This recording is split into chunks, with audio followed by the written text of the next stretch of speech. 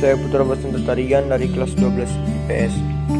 Di sini saya akan menjelaskan sedikit mengenai mekanisme debit dan kredit.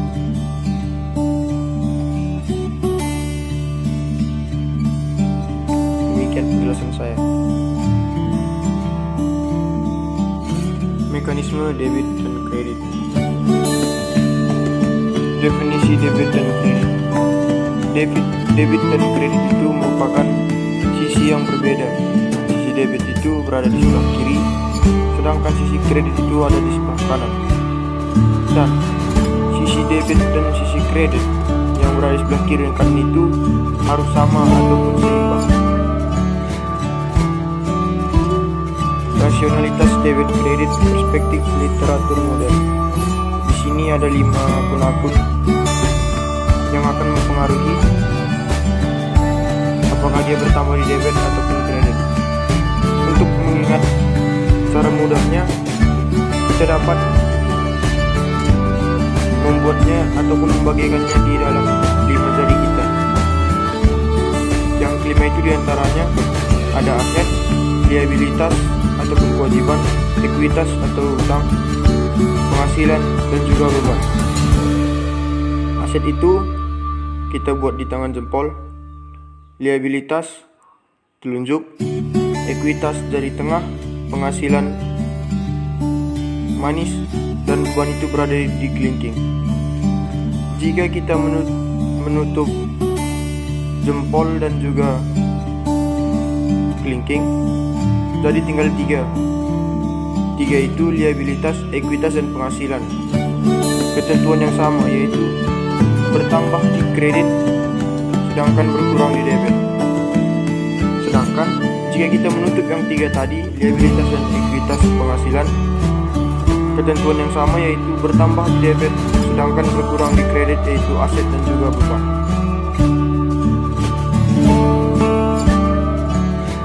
Mekanisme debit dan kredit seperti yang saya bilang tadi, ada 5 akun yang mempengaruhi debit dan kredit. Yang pertama aset atau harta, liabilitas atau utang, ekuitas atau modal, pendapatan, dan juga beban. Aset dan beban itu jika saldonya bertambah, maka dia disimpan di sisi debit. Sedangkan jika saldonya itu berkurang, disimpan di sisi kredit. Sedangkan jika itu akun liabilitas, ekuitas, dan modal, jika saldonya bertambah, maka dia akan disimpan di sisi kredit, dan jika berkurang, dia akan disimpan di sisi debit. Kelima ini sangat mempengaruhi tentang mekanisme debit dan kredit.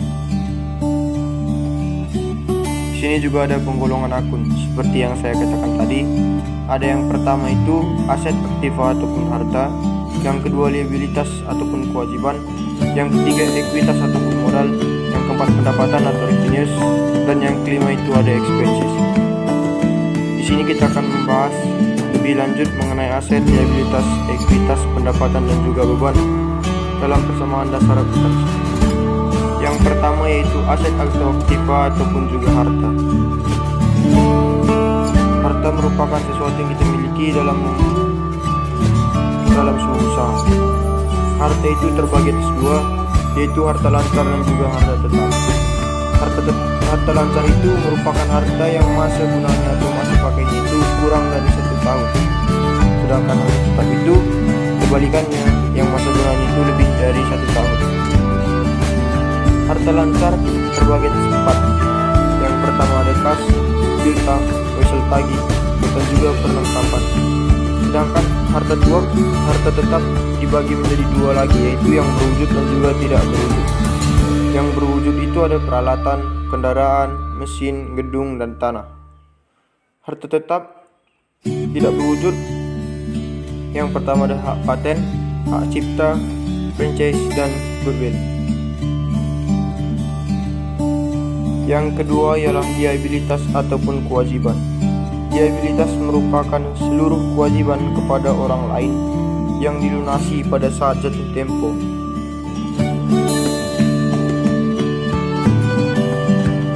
Liabilitas itu dapat juga disebut sebagai utang ya. utang yang wajib untuk dibayar pada tempo yang sudah ditentukan. Liabilitas juga dibagi menjadi dua, yaitu ada jangka pendek dan juga jangka panjang. Jangka pendek itu seperti utang usaha, beban yang masih harus dibayar, utang bank dengan jatuh tempo, pembayaran kurang dari 1 tahun, dan juga pendapatan diterima di muka. Sedangkan liabilitas jangka panjang ada dua, yaitu utang hipotek dan juga utang obligasi. Yang ketiga ialah akun ekuitas ataupun modal. Modal adalah aset yang kita peroleh dari kantong kita sendiri atau hak pemilik terhadap kekayaan perusahaan. Jadi jika kita ingin membuat perusahaan, hak modal ini sangatlah penting. Jika tidak ada modal, mungkin sebuah usaha tidak akan dapat dilaksanakan. Dan akun modal itu bisa saja dari kantong sendiri atau hak pemilik terhadap kekayaan perusahaan. Yang keempat itu ada akun revenues ataupun pendapatan. Pendapatan merupakan penerimaan uang atau kekayaan dari aktivitas pokok. Aktivitas pokok itu maksudnya seperti penjualan dan pemberian jasa ataupun suatu kegiatan yang dilakukan oleh sebuah perusahaan maupun dari aktivitas di luar usaha pokok. Maksudnya itu jika kita sudah melakukan sesuatu, maka kita pasti akan mendapatkan upah ataupun gaji yang itu yang akan disebut sebagai pendapatan di sebuah usaha.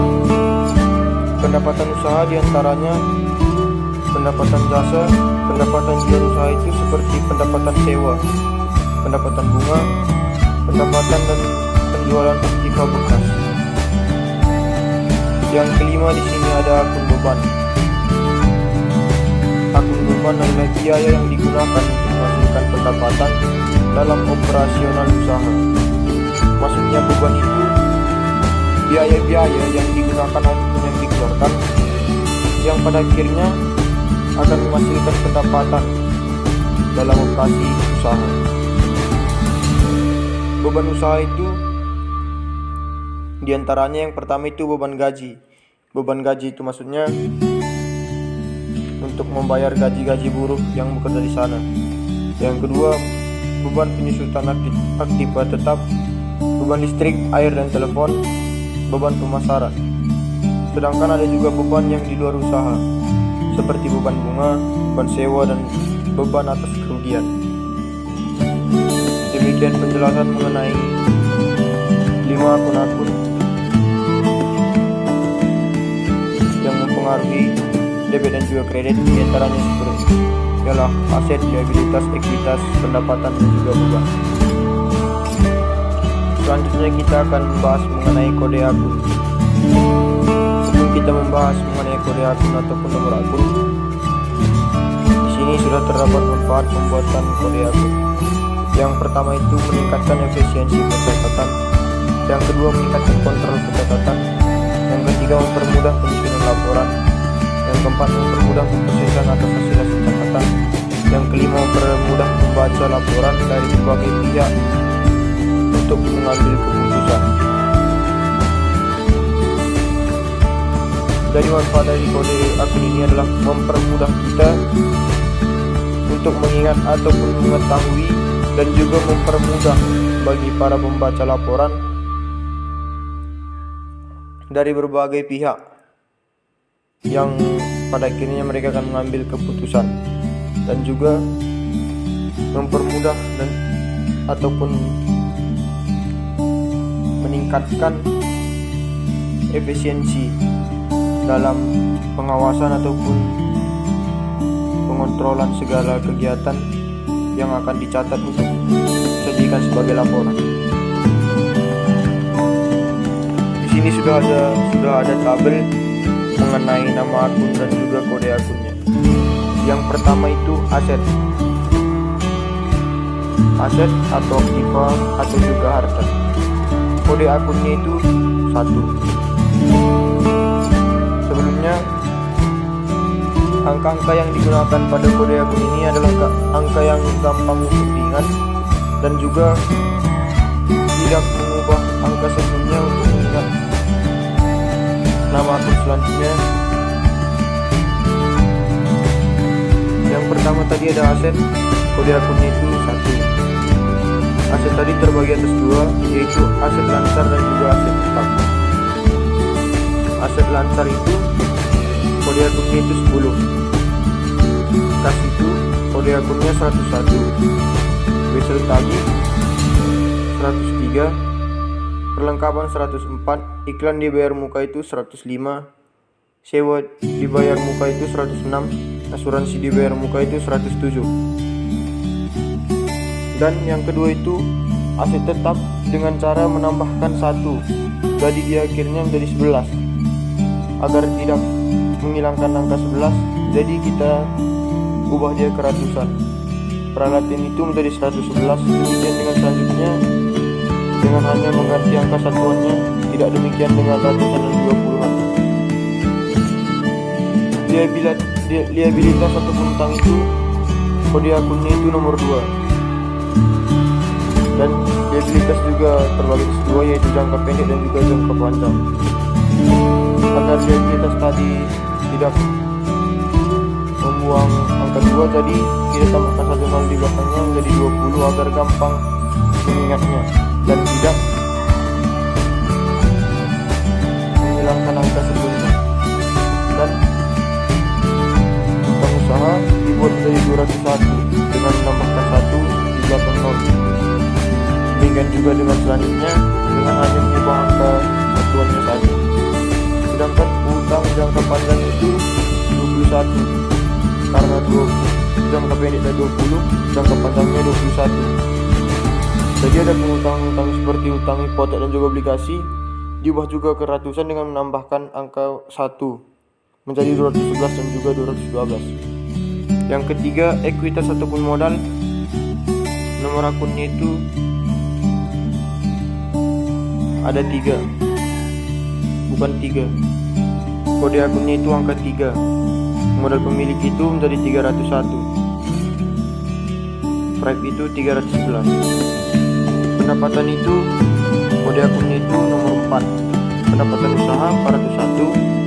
Pendapatan di luar usaha 411. Beban usaha, beban itu dibuat kode akunnya itu nomor 5. Beban juga terbagi 10, beban usaha dan juga di luar usaha. Beban usaha itu diubah menjadi 50.